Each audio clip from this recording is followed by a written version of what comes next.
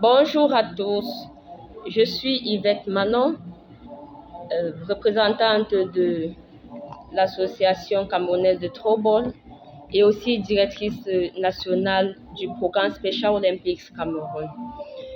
Je vais vous entretenir aujourd'hui sur un sujet qui est assez courant dans la gestion des organisations internationales, peu importe la nature, que ce soit les organisations sportives ou alors humanitaires. Il s'agit de l'état d'esprit de croissance ou encore la mentalité de croissance. Nous allons d'abord commencer par définir ce concept qu'est l'état d'esprit de croissance en comparaison avec l'état d'esprit fixe. Les personnes ayant un état d'esprit de croissance pensent que leurs compétences peuvent être développées grâce à un travail acharné, à d'excellentes tactiques et à l'apport des autres. Ils surpassent les individus ayant un état d'esprit plus fixe. Ceux qui ont un état d'esprit fixe croient que leurs talents sont des dons innés. Donc, là, vous avez en quelques mots la définition de l'état d'esprit de croissance. L'état d'esprit de croissance nous aide à développer des compétences de leadership dans tous les domaines. Par contre, l'état d'esprit fixe est bloqué et ne peut le faire. Selon l'auteur Carol Dweck, la manière dont vous concevez les choses affecte considérablement la manière dont vous les conduisez dans la vie. L'esprit fixe nous limite, tandis que l'esprit de croissance décuple nos possibilités. Et nous allons voir ce qui impacte cet état d'esprit. En général, ce sont des croyances. Qu'est-ce que les croyances? Les croyances, ce sont des pensées répétées. Une étude récente a démontré que, contrairement à l'idée populaire, le cerveau humain peut être programmé et reprogrammé. Donc, 5 personnes sur 100, dans leurs actions, on ne voit que des croyances. Et 95%, c'est dans le subconscient. Le subconscient intervient énormément dans nos prises de décision et nos actions. D'où nous viennent donc ces croyances qui affectent tant notre état d'esprit? Nos croyances nous viennent des expériences, de nos expériences, de nos vécus.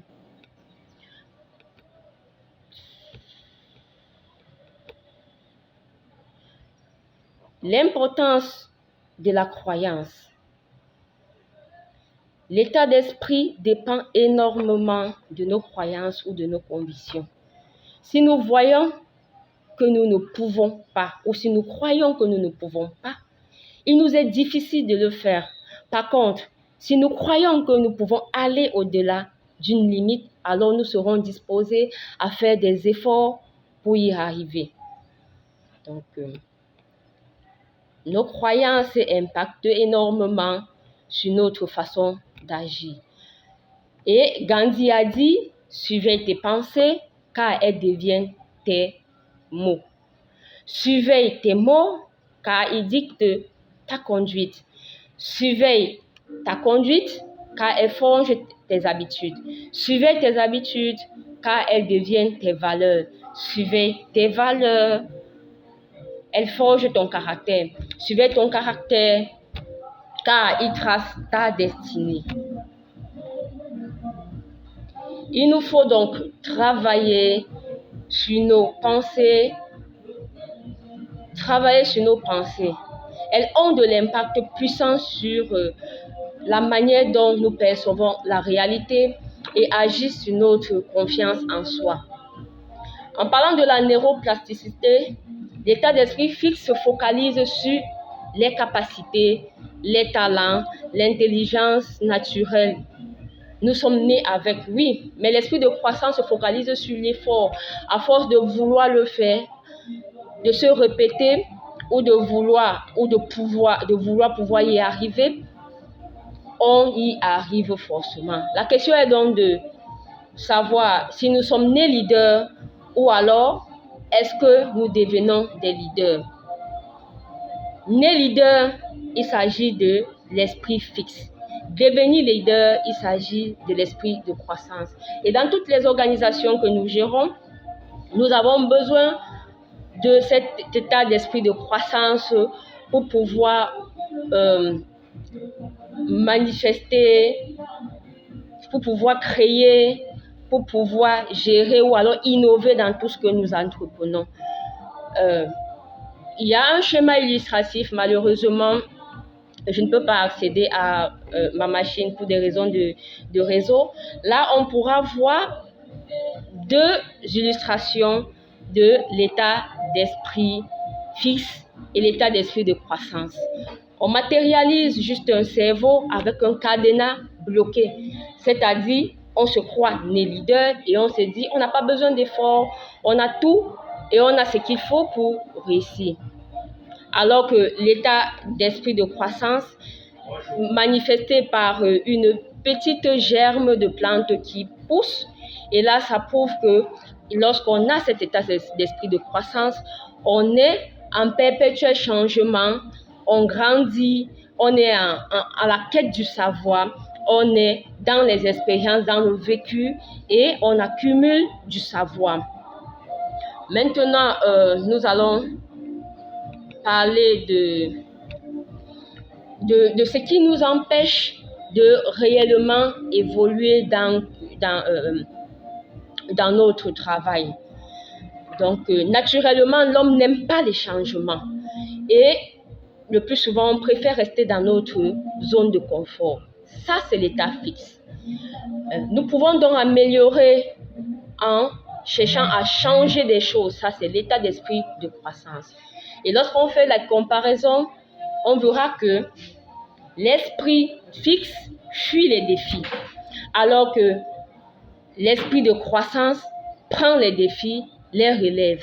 L'esprit fixe ignore les retours, alors que l'esprit de croissance accepte les retours. L'intelligence et le talent ne peuvent pas évoluer selon l'esprit fixe, alors que l'intelligence et le talent évoluent selon la mentalité de croissance. Quand on a un état d'esprit fixe, on fait moins d'efforts, alors que lorsqu'on a un état d'esprit de croissance, on fait beaucoup plus d'efforts. On va beaucoup plus vers le changement. L'état d'esprit fixe abandonne facilement, alors que l'état d'esprit de croissance essaie par tous les moyens et n'abandonne jamais. Donc, il essaie et il voit toutes les possibilités qu'il peut essayer pour pouvoir atteindre ses objectifs. L'état d'esprit fixe dit « je suis perdant », alors que l'état d'esprit de croissance persiste face aux échecs, parce que ce sont les échecs d'aujourd'hui qui font notre réussite de demain. Un état d'esprit fixe dit il a peur du succès des autres, alors que l'état d'esprit de croissance est là pour motiver et est aussi motivé par le succès des autres. L'état d'esprit fixe dit je ne vais jamais m'améliorer, alors que l'état d'esprit de croissance dit j'apprendrai pour être meilleur. Donc, nous devons donc changer notre mentalité en tant que leader, que nous soyons leaders des organisations, que nous soyons des athlètes, que nous soyons des encadreurs. Nous pouvons y arriver. Ce vocabulaire, je ne peux pas y arriver, ne doit pas exister. Nous devons plutôt nous surpasser, aller au-delà de nos limites, nous améliorer, apprendre avec ce que la vie nous donne comme compétences, comme expérience. Devenir un meilleur leader commence d'abord par une conviction, par une pensée, une croyance différente. Il faut croire pour y arriver, sinon on ne le fera jamais.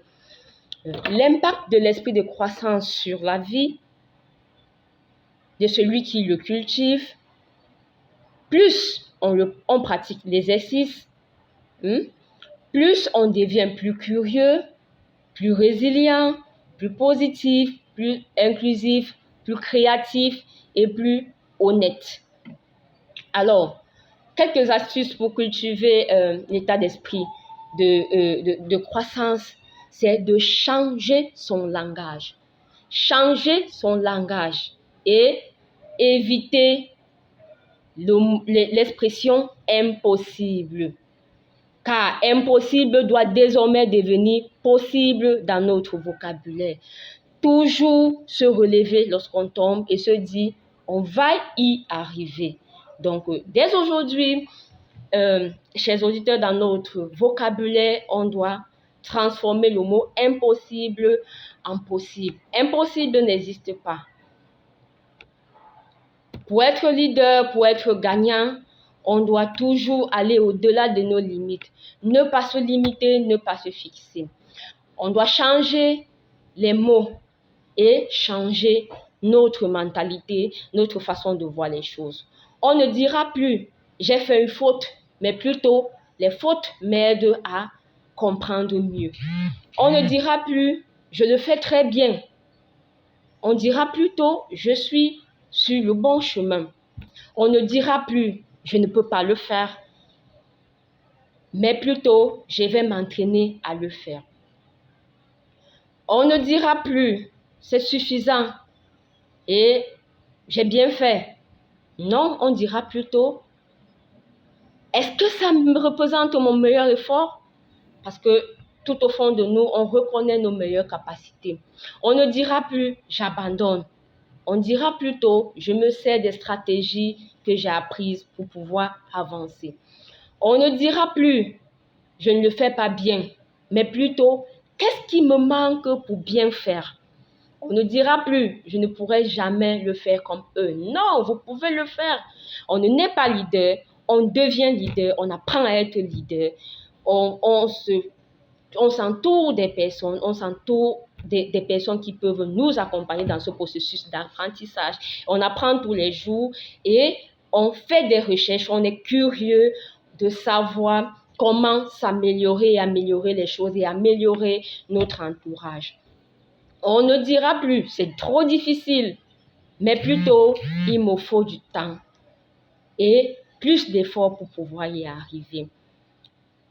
On ne dira plus, on ne peut pas être meilleur. C'est faux, mais plutôt se demander qu'est-ce qu'on peut améliorer dans notre savoir-faire ou alors dans notre savoir. On doit chercher à s'interroger sur ce qu'on peut améliorer pour être meilleur dans tout ce qu'on entreprend. Donc, mon message aujourd'hui, c'est pour tous les leaders et c'est de véhiculer ce message à la grande famille de Throwball et dire, je ne suis pas, peut-être au départ, je me disais, je suis né leader. Oui, je l'ai toujours pensé, mais ça, c'est un état qui me rendait statique, je n'évoluais pas et je ne grandissais pas. Mais j'ai appris avec Special Olympics qu'on apprend tous les jours et on devient leader. Et on peut devenir une bien meilleure personne en développant ses aptitudes et ses capacités au quotidien. Donc, que vous soyez joueur, dites-vous, vous pouvez y arriver. Il y a toute une panoplie d'éléments, de documentation à votre disposition. On a la chance aujourd'hui d'être connecté partout dans le monde à travers Internet. Aujourd'hui, je vous parle depuis le Cameroun et vous m'écoutez depuis l'autre bout du monde. Vous pouvez vous instruire à travers Internet, faire des apprentissages, améliorer vos connaissances et vos compétences et devenir des meilleures personnes dans tous les domaines où que vous soyez. Donc, aux encadreurs, vous pouvez y arriver. Il y a des formations, il y a des renforcements de capacités. N'hésitez pas à vous informer, à toujours être à la recherche du savoir et d'être de bons et meilleurs leaders. Je vous souhaite une bonne conférence. Au revoir tout le monde. Merci pour la Fédération internationale de Throwball de m'avoir donné cette opportunité. Je suis Yvette Manon, représentante de l'Association camerounaise de throwball. Merci.